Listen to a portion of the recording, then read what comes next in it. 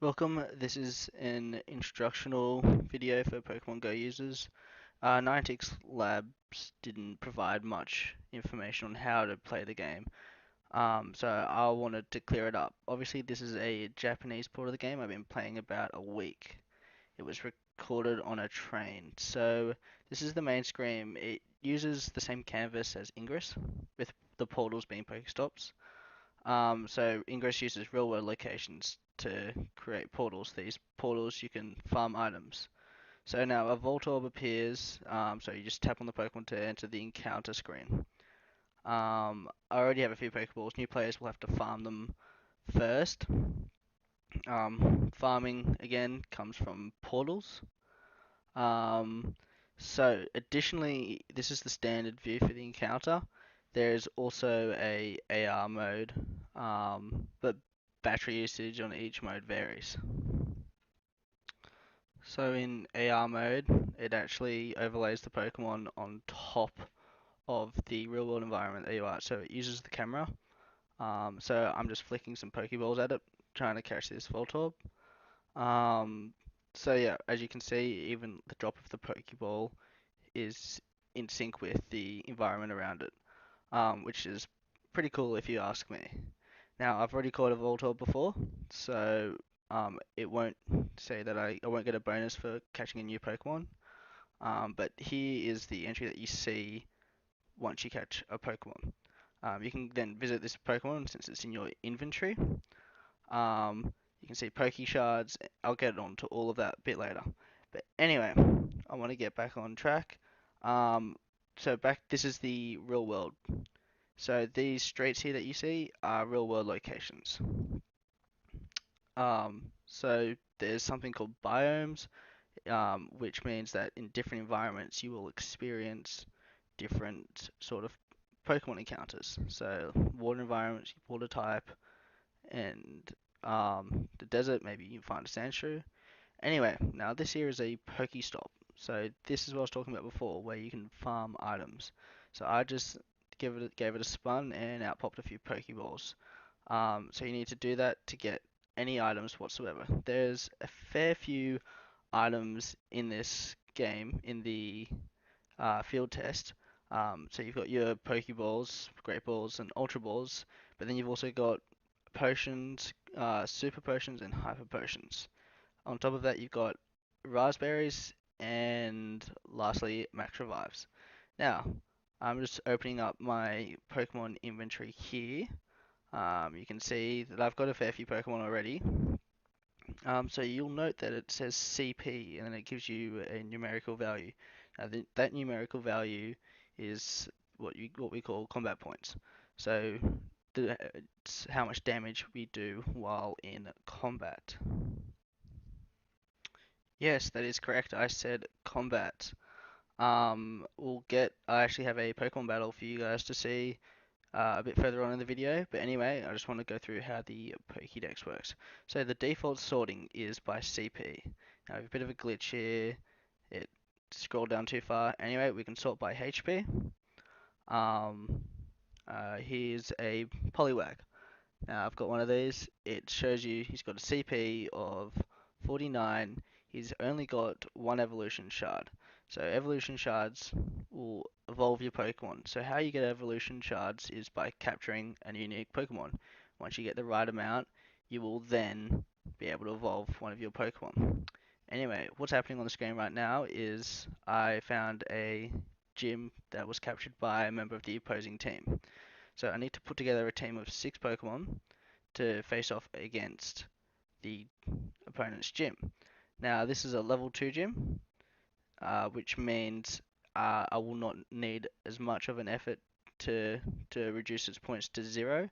Once you've got 0 points on a gym, you then are able to capture it with your own Pokemon.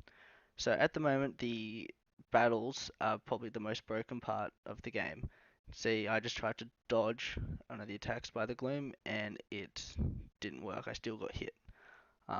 So just to do a normal attack, you just tap on it like I was doing before. And to a special attack, we hold down. Anyway, so I've reduced the point score of this gym to 250 out of 500, which means it is close to becoming neutral. So we want to have a neutral gym so then we can add our Pokemon to it and then take it for our team. So I'm going to go into my inventory. I need to heal up this Ponyta. It took a fair bit of damage during that encounter.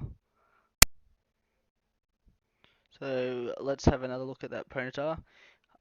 You'll notice that the health of the Pokemon when it's healed does not scale linearly. Okay, it's by 25% increments. So a potion will heal only 25%, a super potion will heal 50, and a hyper potion will heal 75. Now, there is no other way in the game to actually heal your Pokemon other than use potions. Now, we just saw one of my eggs. Now, eggs work in a bit of a funny way. We'll have a look at it later. But this is my highest CP Pokemon. It's a Mr. Mime. It's got a CP of 374, which is actually quite high. Um, I could actually leave him at a gym to defend a gym, and it will mean that it will be harder for an opponent to capture that gym. Now let's go back to my egg. Now this egg here, I'm not too sure what's in it, but you actually need to walk physical steps to hatch eggs. So I need to walk 1 kilometer to hatch this egg. Now I'm on the train in this video, so you'd expect it to just be like, oh, it's only 1 kilometer, but actually no, it will requires physical steps and it uses the tracking methods on your phone to know if you're cheating or not. A bit like how it works in Ingress.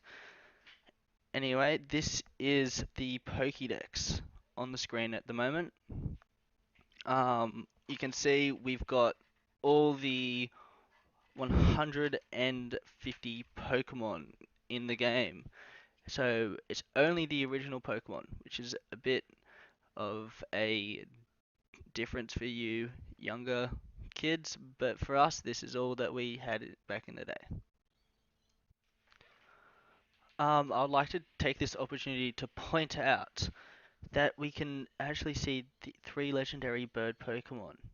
Now, we can only see up to number 147 at the moment because the highest Pokemon I have is a Dratini, number 147.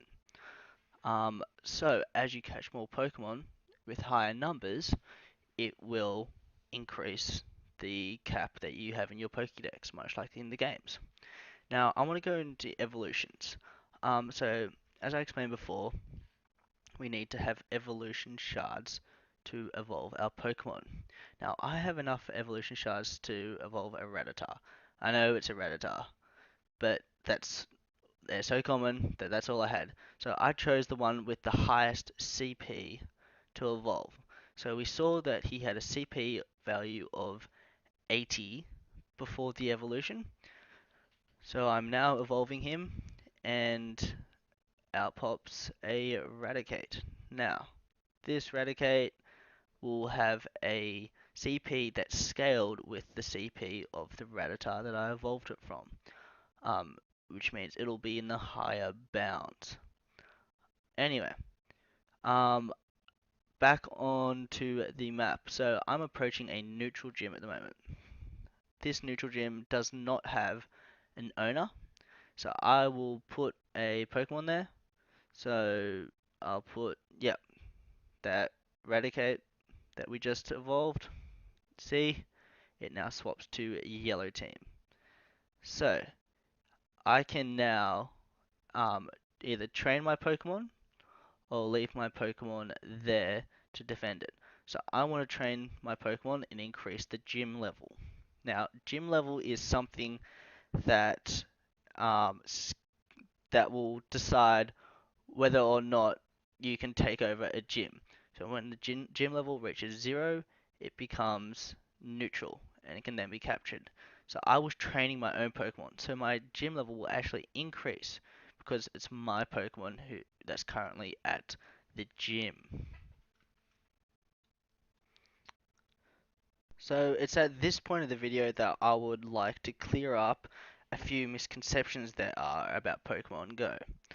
Um, so traditionally in Pokemon, you have your team of 6 and you level up your Pokemon.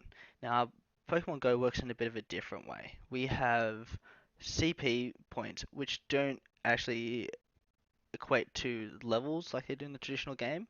So the combat points just mean how much damage your Pokemon will do in battle. Um, this value is set, okay? It cannot be increased in any way, like your level can be in the traditional games.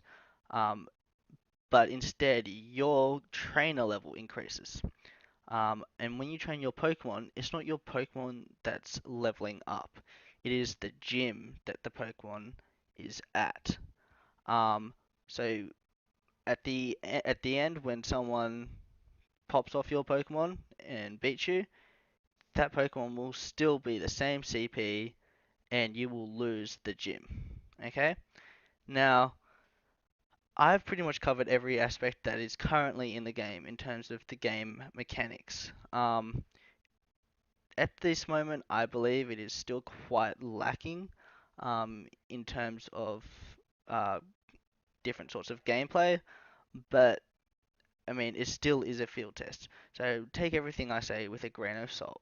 Um, Niantic has done a very good job so far, and I think that from the feedback that is provided by this field test, we will see a very good game upon release. Anyway, I'd just like to say thank you for watching. Please do not share this video. It is of my account and it's for the Pokemon Go community only. Thank you.